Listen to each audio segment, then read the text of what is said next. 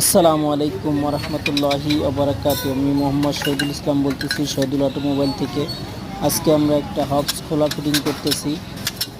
তো হবসে প্রবলেম ছিল, আওয়াজ করতো গস্ত, এই কারণে হবস খোলা হইতেছে। দেখেন কিভাবে হবস খোলা হয়। এই যে ক্লিবার খোলা হইতেছে। ক্লিবার খোলার এই যে ক্লিবার খোলা হইতেছে, যে ক্লিবার খোলা শেষ।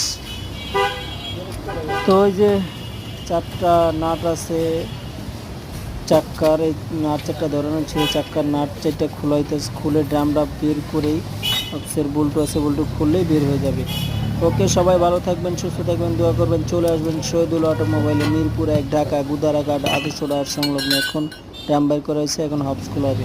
আসসালামু আলাইকুম রহমতুল্লাহি ওবরাকাতুহু। ভালো থাকবেন, সুস্থ থাকবেন।